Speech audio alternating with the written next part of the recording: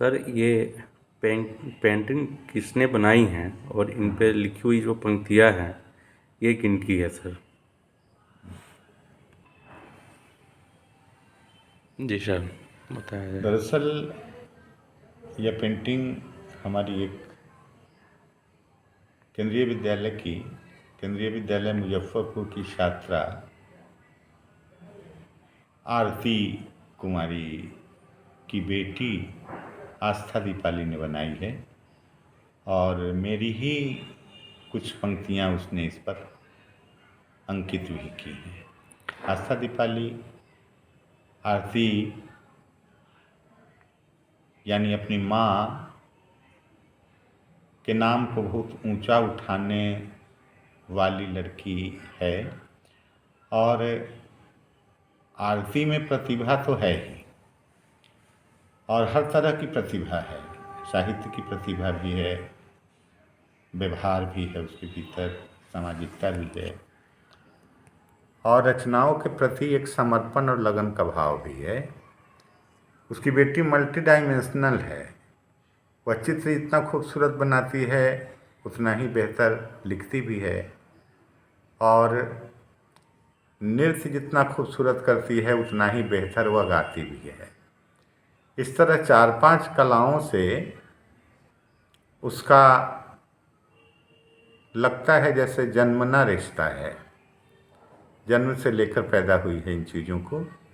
एक बार बर्थडे में महिला कला भवन के कैंपस में कुछ लोग आए थे जिसमें वह भी आई थी और उसी ने यह पेंटिंग बनाई।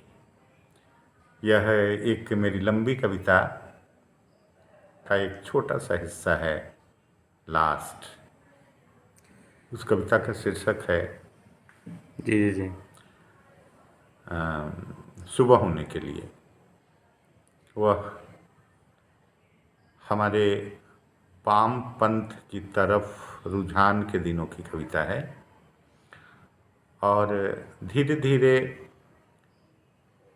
सो कॉल्ड वामपंथी लोगों के भीतर की अवसरवादिता, अपना लाभ, उनका बेहतर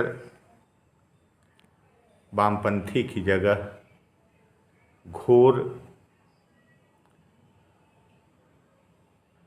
अवसरवादी अपॉर्चुनिस्ट होने और उनकी एक्टिविटी, उनके सिद्धांतों और उनके व्यवहार के फ़र्क को देखते हुए हमारा मोह वामपंथ से कम हुआ।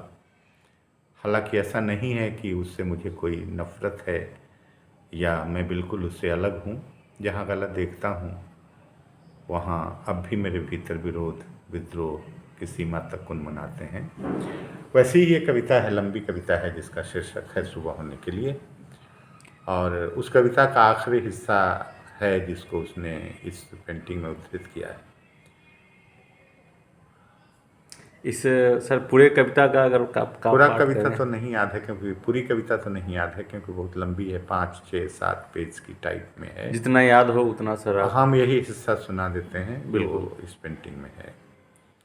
इसका आखिरी टुकड़ा है कि ब्याही हुई प्रेमिका की लटों से ख्वाबों में खेलना मेरे लिए सदा मुहाल रहा है। वाह।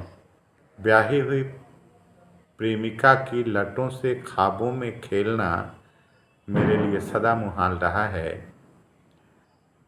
क्या जानते हो तुम ज़रूरतों की जंग कितना मारती, कितना घायल करती है? नहीं, रात अभी बाकी है और एक नींद सो रहना जरूरी है सुबह होने के लिए। जी। तुम कहते हो मेरे गांव के पोखरे की कोख तुम्हारे शहर की नदी का उत्साह बन सकती है।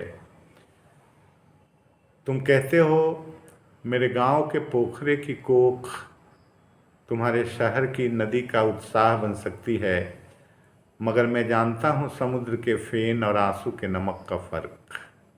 एक से रसोई का कमरा खुशबू से भरता है, दूसरे से साम्राज्य की ऊंची दीवारों का गर्व ढहता है। मगर तुम नहीं मानते, इसीलिए जब मैं पत्नी के पेट का दर्द अंगोछे से बांधता होता हूँ, तुम रेडियो पर ठुमरी दूरदर्शन पर बांसुरी की राह देखते होते हो, यही मेरी सीमा है और तुम्हारी सामर्थ्य। यही मेरी सीमा है और तुम्हारी सामर्थ्य कि तुम पंखुड़ी की क्षणिक शक्ति दरारों पर साट कर या यूकलिप्टस की मुस्कुराहट अपने होठों में कैद कर राष्ट्रवादी हो जाते हो।